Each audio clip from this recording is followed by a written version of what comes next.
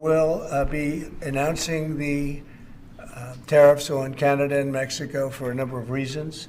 Number one is the people that have poured into our country so horribly and so much. Number two are the drugs, fentanyl, and everything else that have come into the country. And number three are the massive subsidies that we're giving to Canada and to Mexico in the form of deficits. And I'll be putting the tariff of 25% on Canada and separately 25% on Mexico. And we will really have to do that because we have very big deficits with those countries. Those tariffs may or may not rise with time. Mexico and Canada have never been good to us on trade. They've treated us very unfairly on trade. And we will be able to make that up very quickly because we don't need the products that they have. We have all the oil you need. We have all the trees you need, meaning the lumber. We have more than almost anybody in those two categories. In oil, we have more than anybody, and we don't need anybody's trees. We have to free up some of the tree areas that we have. We have great lumber in this country. We have to free them up environmentally, which I can do very quickly. But we don't need what they have. And for us to be subsidizing Canada to the tune of $175 billion a year and subsidizing Mexico to the tune of $250 billion, $300 billion a year. With Donald Trump back for a second term, his use of unpredictable high-pressure tactics, like the looming threat of 25% tariffs, is shaking Canada to its core. As the madman theory goes, if you want to get what you want, you have to make your opponents believe you're willing to go further than they think. From auto manufacturing to oil and gas, dairy, steel, and even immigration, Canada's economy depends on its relationship with the U.S. And now, Trump is playing hardball. Will his unpredictable tactics force Canada to the negotiating table, or is it just a strategy to win the upper hand in trade deals? Trump's vision of Canada as the 51st state may sound extreme, but his approach to negotiations has always been about pushing the limits. By threatening tariffs and claiming a better life for Canadians under U.S. rule, Trump is hoping to play on Canada's vulnerability and get it to make concessions it otherwise wouldn't. The Bank of Canada is slashing interest rates, but with tariffs looming, there's little they can do. The depreciating loonie is making matters worse, driving inflation up and increasing the cost of imports. Canada's economy could soon face a perfect storm, and Trump's tactics are making it harder to weather it. And here's where Trump's strategy gets more intense. The fentanyl crisis is front and center. Trump's team is using this issue to escalate, suggesting Canada isn't doing enough to crack down on border security. The message is clear. Give us what we want or face the consequences. With Ontario and federal elections on the horizon, Canadian leaders are under pressure, not only from domestic issues, but from this looming trade war. The economic chaos caused by these tariffs, coupled with a plunging currency, could force Canada into desperate negotiations, giving Trump more leverage to impose further demands. Targets Canadian industries like auto manufacturing and dairy, forcing Canada to the bargaining table or face severe economic fallout. Canada is also facing challenges in retaining foreign direct investment. Take Honda, for example. In 2024, the company committed to a $15 billion investment in Ontario to electrify its operations, one of its largest ever investments in Canada.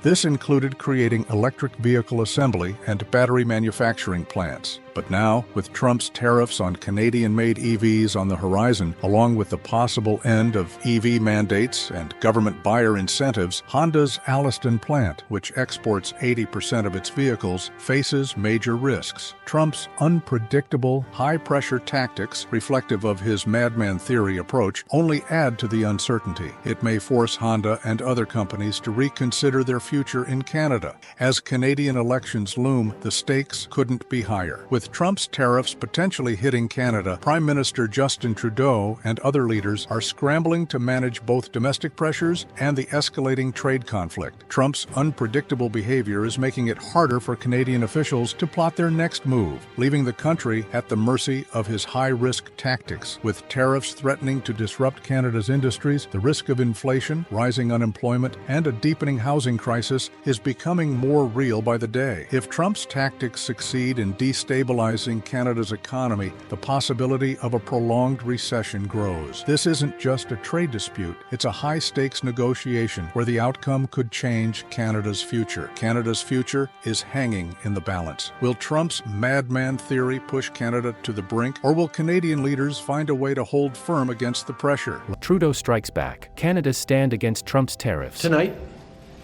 I am announcing Canada will be responding to the U.S. trade action with 25% tariffs against $155 billion worth of American goods. This will include immediate tariffs on $30 billion worth of goods as of Tuesday, followed by further tariffs on $125 billion worth of American products in 21 days' time to allow Canadian companies and supply chains to seek to find alternatives. Our response will also be far-reaching and include everyday items such as American beer, wine, and bourbon, fruits and fruit juices, including orange juice, along with vegetables, perfume, clothing, and shoes. It'll include major consumer products like household appliances, furniture, and sports equipment, and materials like lumber and plastics, along with much, much more. And as part of our response, we are considering, with the provinces and territories, several non-tariff measures, including some relating to critical minerals, energy, procurement, and other partnerships. We will stand strong for Canada.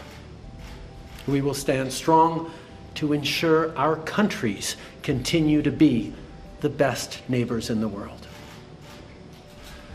I want to speak directly to Americans, our closest friends and neighbors.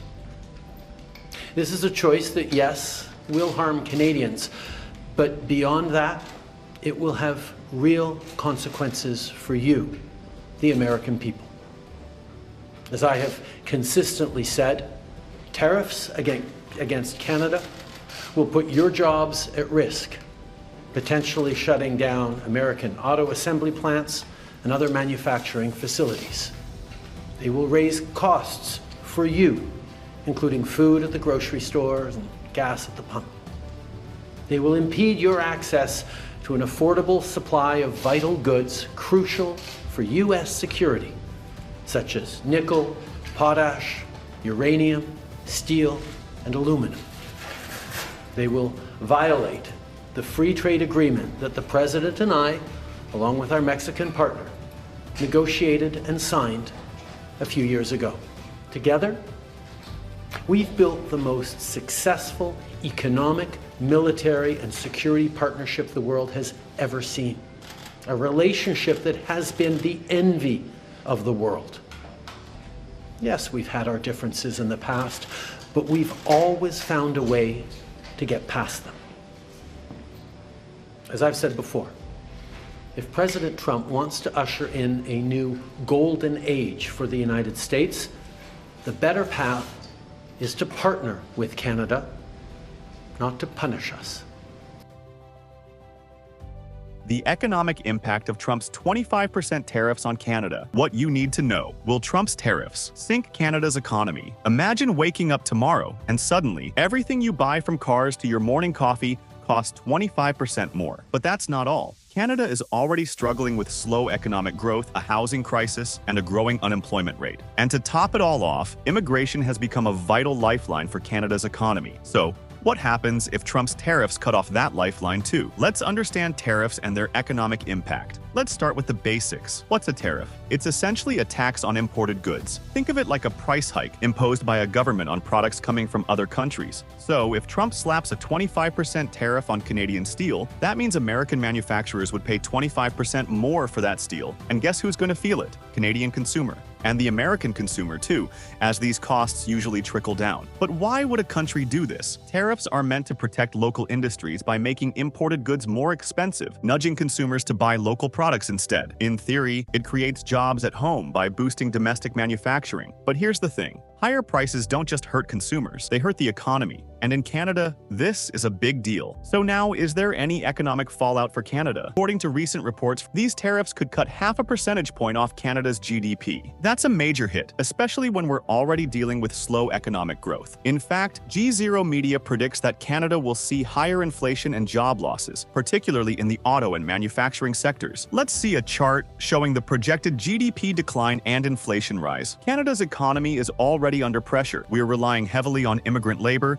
especially in key sectors like construction and healthcare. But Trump's tariffs could end up discouraging foreign investment and make it harder for Canadian businesses to access the affordable goods they need. Now let's hit the impact of these price increases and economic strain. The question to which everyone is looking for answer is how these tariffs will hit you. First up, steel. Canada is one of the largest suppliers of steel to the US, and with a 25% tariff slapped on steel exports, the price of construction materials will skyrocket. This could make everything from homes to bridges more expensive to build, and that's just the beginning. And it's not just construction. Think about the cars you drive. With tariffs on vehicles and parts, Canadian automakers could be forced to raise prices, passing the burden straight to consumers. And then, of course, there's agriculture. Prices for everything from groceries to restaurant meals could rise dramatically. So if you've been looking at that new car or eyeing up a steak for dinner, get ready to rethink those plans. Now let's analyze the indirect impact of these tariffs, or the ripple effect. Here's where it gets trickier. The indirect effects of these tariffs could be even worse. Trump's trade war with China, Mexico, and other countries means more than just higher prices. It disrupts global supply chains. And guess who gets caught in the middle?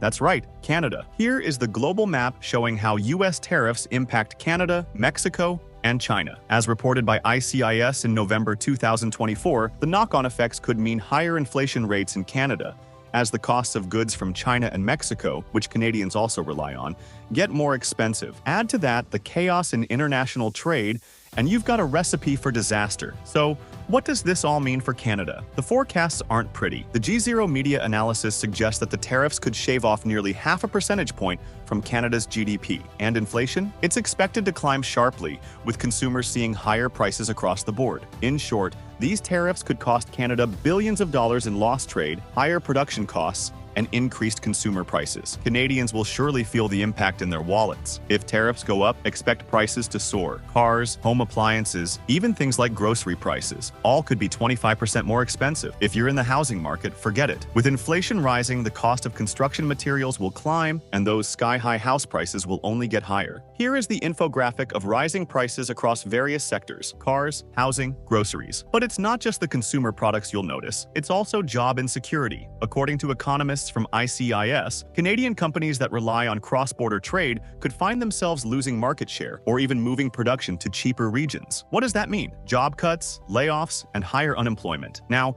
add immigration into the mix. Canada has increasingly relied on immigrants to fuel its economy, particularly in sectors like technology, manufacturing, and healthcare. Immigration is also vital to support the housing market, with many new immigrants contributing to the demand for rental properties and homes. But here's the rub. As Trump's tariffs hit Canadian businesses, fewer jobs may be available for new immigrants. And with housing prices already out of control, imagine what would happen if the construction sector slows down even more. The housing crisis could become unmanageable, with fewer homes being built and more Canadians priced out of the market. And it's not just the price of things that will go up, it's unemployment. A slower economy means fewer jobs, and many workers could be replaced by automation or outsourced to cheaper labor markets. Manufacturing jobs that were once the backbone of Canadian communities could be lost to the US or overseas, especially if companies can't compete with the inflated prices caused by tariffs. As Canada's job market shrinks, especially in sectors that depend on cross-border trade, there's a growing sense that the government might not have the resources to create new opportunities for the displaced workforce. But here's the twist. It's not all doom and gloom just yet. Canada can weather the storm, but only if swift action is taken. The question is, will Canada's leadership be able to turn this economic ship around in time? And this brings us to the 2025 Canadian elections. With the Liberal government's leadership now in transition, how will Canada respond to Trump's aggressive tariffs? Can the new leadership navigate through a political minefield, balancing the pressure of slow economic growth and global trade tensions? Or will Canadians demand a change? As the election season heats up, we'll see how Canada's leaders handle this growing crisis. Will they tighten trade agreements with other nations? Can they reduce reliance on imports and build stronger domestic industries? And what about all the immigrants who have become the backbone of Canada's economy? How will they be affected?